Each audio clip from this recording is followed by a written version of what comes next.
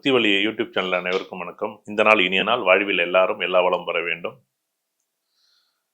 பைரவரை பற்றி பேசுறது அப்படின்னா, உலகத்திலே வந்து நாங்கள் வந்து ஒரு ஜாதகம் பார்க்குறோம். எல்லாருமே நீங்கள் ஜாதகம் பார்ப்பீங்க. நீங்கள் ஜாதகம் பார்த்துட்டு நீங்கள் அந்த கோயிலுக்கு போகுங்க, இந்த கோயில் போகணும், பரிகாரம் பண்ணணும், ஏதோ ஒரு சாமி கும்பிடணும் இப்படி சொல்லுவாங்க. நான் ஒற்றே ஒரு ஒரு பதிவு மட்டும் நான் பதிவு பண்ணுறேன்.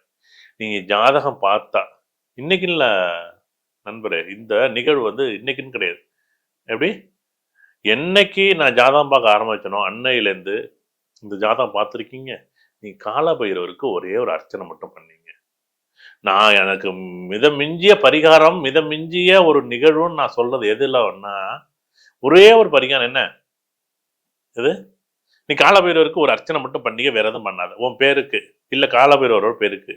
அது உன் பேர் கூட பண்ணாத.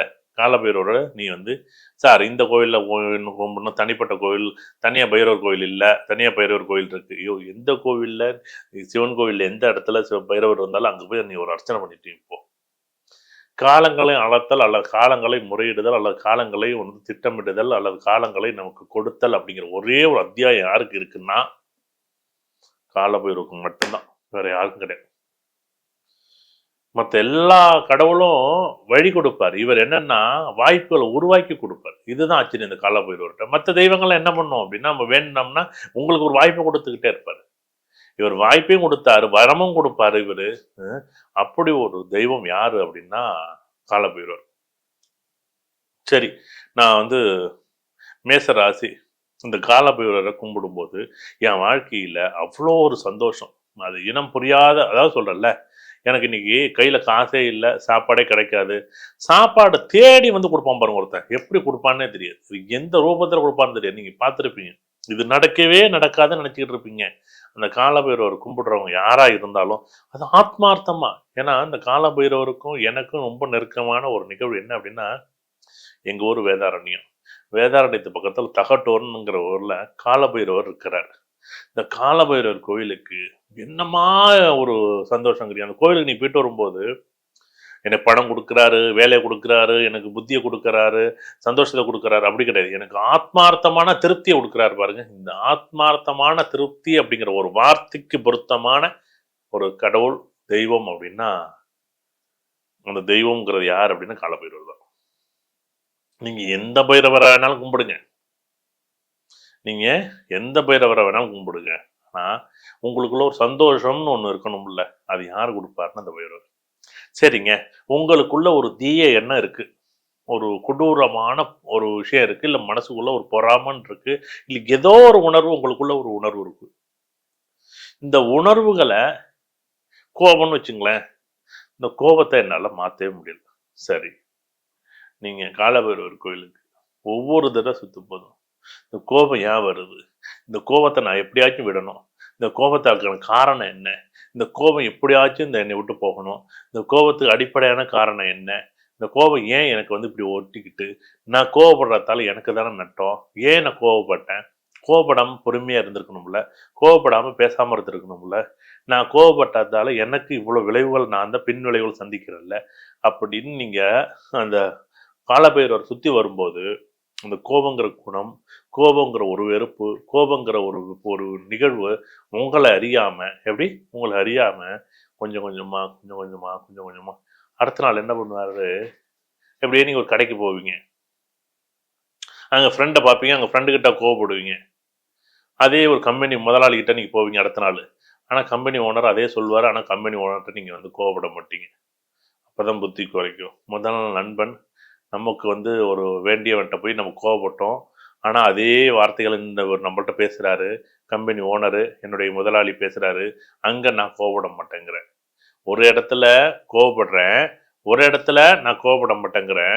அப்போ எனக்கு என்ன வேணா, அப்போ வந்து கடவுள் எந்த ரூபத்தில் நீங்கள் கவனிக்கக்கூடிய ஒரு நிகழ்வு உங்களுக்குள் நடக்குதான்னு நடக்குது. அப்போ ஆட்டோமேட்டிக்காக எந்த ரூபத்திலேயும் நம்மளுக்கு உணர வைப்பார். இப்போ அதே நாள் அடுத்த நாள் அந்த பையன், அதே நாள் அடுத்த நாள் அந்த நண்பர் சந்திக்கும் போகும்போது அந்த வார்த்தைகளை பேசும்போது எனக்கு கோபம் வரல. ஏன்னா என் முதலாளி பேசினப்ப எனக்கு கோபம் வரல இல்லை.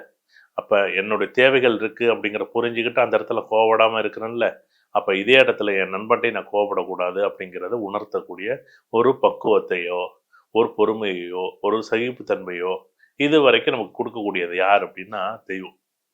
நீங்க அததான் சொல்றேன்ல, இந்த தெய்வத்த நம்ம என்னைக்கு நம்ம வணங்குறோம்களோ, நீங்க தெய்வத்திட்ட போய் காசு வேணும், பணம் வேணும், பொருள் வேணும் இதெல்லாம் வேண்டாம். நல்ல புத்திய மட்டும் நீ குடுன்னு கடவுள்ட்ட யார்ட்ட கேட்கிறன்னா, நீ காலபைரவர்ட்ட மட்டும் தான். புத்திய குடுக்குறது இல்ல. புத்தி அப்படியே உனக்கு கெட்ட புத்தி இருந்தா அழிக்கக்கூடிய, அதுதான் அக்னியா இருக்கக்கூடிய, அக்கினி சாட்சியாகன்னு நம்ம சொல்றோம்ல. நீங்க ஒண்ணுமே இல்ல. ஒரு கல்யாணத்துல காலபைரவருக்கு முன்னாடி நின்னு ஒரு தாலிய கட்டுங்க. நீங்க ஒண்ணுமே பண்ணாதீங்க. ஒண்ணுமே உங்களுக்கு அக்னி வளர்க்குறது, யாகம் வளர்க்குறதுக்கு உங்களுக்கு ஒண்ணுமே வந்து யாகம் வளர்க்குறதுக்கு ஒருத்தர் இல்ல. யாகம் வளர்க்க முடியல. இப்ப பார்த்தீங்கன்னா, இந்த கொரோனா டயத்துலலாம் மரத்துக்கு முன்னாடி, கோயிலுக்கு முன்னாடி தாலி கட்டினோம்ல, அந்த மாரி ஒரு கால பைரவருக்கு முன்னாடி, ஏதோ ஒரு இடத்துல, கோயிலுக்கு முன்னாடி அந்த இடத்துல போயி ஒரு 2 நிமிஷம் நின்னுட்டு, உங்களுடைய குணங்கள நீங்க சொல்லுங்க. நீங்க என்னென்ன தவறு செய்றீங்க? என்னென்ன சரி செய்றீங்க? நீங்க எப்படி என்ன பண்ணீங்க? அப்படின்னு அதுகிட்ட சொல்லுங்க. என்னன்னா, இந்த அக்னி ரூபமா இருக்கக்கூடிய யார் அப்படின்னா, இந்த கால பைரவர். ஒவ்வொரு தடையும் உங்களுடைய கெட்ட குணங்களை, கெட்ட நிகழ்வுகளை அழிக்கக்கூடிய ஒரு வல்லமை யாருக்கு இருக்கு அப்படின்னா, இந்த கால பைரவருக்கு மட்டும் தான். இது இந்த மத்த தெய்வங்களுக்கெல்லாம் இப்ப வந்து இதே நம்ம விநாயகர பத்தி, முருகன பத்தி பேசும்போது, முருகன் என்ன பண்ணுவாரு, அப்படியே அப்படியே தடவி குடுப்பாரு. இங்க வாடா, வாடா அப்படின்னு நம்ம ஒரு அப்பா மகனுக்கு எப்படி தடவி குடுப்பாரு அப்படிம்பாரு. ஆனா காலபைரவர் எப்படி தெரியுமா இருக்கும்? ஒரு ஆசிரியர் ஒரு மாணவன பார்த்து எப்படி திட்டுவாருன்னு நெனச்சுக்கங்க. எப்படி திட்டுவாரு? அப்படியே அப்படியே ஒரு அதட்டலோட இருக்கும் பாருங்க. அப்படியே காத புடிச்சு திருவி நீ ஒழுங்கா இல்லன்னா, இந்த காத புடிச்சு திருவுற பழக்கம் நல்ல பழக்கம். நீங்க தயவு செய்து இந்த வ அதே பிள்ளையாருக்கு தோப்புக்கரணம் போடணும்னு சொல்லுவாங்கல்ல, அதே காலபைரவருக்கு தோப்புக்கரணம் போடணும். பிள்ளையாருக்கு 21 தடவ தோப்புக்கரணம் போடணும். 9 தடவ காலபைரவருக்கு தோப்புக்கரணம் போடணும். இதுதான் பெரிய ஆச்சரியம். சார் என்ன சார் தோப்புக்கரணம் போய் காலபைரவருக்கு போட சொல்ல? நீ போட்டு பாருங்க. உங்க கெட்ட குணங்கள் வந்து அழியுதான்னு அழியும். ஏன்னா, இந்த கெட்ட குணங்கள் ஏன்னா அங்க நெறைய கோபத்த வச்சிருக்கோம், வெறுப்ப வச்சிருக்கோம், பொறாமை வச்சிருக்கோம். இங்க சந்தோஷம் எப்படி வரும்? இத ஃபர்ஸ்ட்டு இறக்கி வைக்கணும்ல. இந்த காலபைரவருக்கு மட்டும் தான் இந்த பெரிய ஒரு வரமும், வாய்ப்பும் யாரு அப்டின்னா, நம்ம என்னைக்கு நீங்க காலம் அதான் அப்படியே அதுகிட்ட போய் சரணாகதி அடையணும். இந்த காலபைரவர நீங்க நீங்க அது அப்படியே நீங்க அடிமனசுலேருந்து, இந்த மூலாதாரத்திலேருந்து அந்த அந்த வரணும். அப்படி வரும்போது தான் அந்த காலபைரவருடைய நீங்க என்னைக்காச்சும் ஒரு நாள் உங்க ஜாதகத்த பார்க்குறீங்கன்னா, நீங்க இதுவரைக்கும் எதுவுமே உங்க வாழ்க்கையில நடக்கவே இல்லையா? உங்க பக்கத்துல இருக்கு ஏதாச்சும் ஒரு கோவில்ல போய், நீங்க உங்க ஒண்ணே ஒண்ணு காலபைரவருக்கு மட்டும் ஒரே ஒரு பூ மட்டும் நான் வந்து நீங்க அர்ச்சனை பண்ணுங்க, கோவில்ல பணம் போடுங்க. நீங்க என்ன பண்றீங்களோ அங்க இருக்க ஐயருக்கு உங்களால என்ன முடியுமோ அத போடுங்க. அது வேற விஷயம். ஆனா தயவு செய்து ஒரே ஒரு பூ மட்டும், ஒரே ஒரு பூ உங்களால வாங்க முடிஞ்சுச்சுன்னா, அதுக்கு ரூ. 50, ரூ. 100, 200, 500 வேண்டாம். உங்களால ரூ. 10 ஒரு பூ வாங்கி அந்த காலபைரவருக்கு வச்சுட்டு எனக்கு இருக்கக்கூடிய நல்ல குணங்களுக்கு வேணும். கெட்ட குணங்கள் என்னை விட்டு விலகணும். என் வாழ்க்கை மாறணும் அப்படின்னு ஒரே ஒரு தடவ வேண்டிட்டு வாங்க உங்க வாழ்க்கை. நீங்க அந்த காலபைரவருக்கு மட்டும் அப்படி ஒரு சக்தியா இருக்கும். இது காலங்களை அளக்கக்கூடிய, காலங்களை திட்டமிடக்கூடிய, காலங்களை உணர்த்தக்கூடிய மகா சக்தியா இருக்கிறது யார் அப்படின்னா, இந்த காலபைரவர் மட்டும் தான். உங்க ஜாதகம் பார்த்த அடுத்த நிமிஷமே உங்க காலம் மாறணும், உங்க வாழ்க்கை மாறணும், எதிர்காலம் நல்லா இருக்கணும், நிகழ்காலத்த சந்தோஷமா கொண்டாடணும் அப்படின்னு ஒரு தெய்வத்த நீங்க வணங்குனீங்கன்னா, காலபைரவர் மட்டும் தான். நீங்க காலபைரவருக்கு ஒரே ஒரு அர்ச்சனை பண்ணுங்க அந்த ஜாதகர் பேருக்கு. இல்லையா, சாமி பேருக்கு ஒரு அர்ச்சனை பண்ணிருங்க. உங்க வாழ்க்கை வந்து கண்டிப்பா ஒரு ஒரு பிரளயமே ஏற்படும். ஒரு சந்தோஷமான ஒரு பிரளயம் ஏற்படும். வாழ்க்கையில நான் நினைச்சே பார்க்கல சார். ஒரே ஒரு தடவ பண்ணுங்க. அது கண்டிப்பா உங்க வாழ்க்கையில வந்து காலபைரவர் உங்க காலங்களை திறந்து, எதிர்காலத்தை திறந்து உங்க வாழ்க்கைய வந்து சந்தோஷமா ஒரு வாழ்க்கைய குடுப்பாரு. கண்டிப்பா உங்க வாழ்க்கை வெற்றி பெறும். சந்தோஷமா இருக்கும். நீங்க கடவுள நம்புங்க. கண்டிப்பா உங்களுக்கு காலம் இருக்கு. நன்றி. காலபைரவர வணங்குங்க. காலங்கள் வாய்ப்பு கொடுக்கும். நன்றி, வணக்கம்.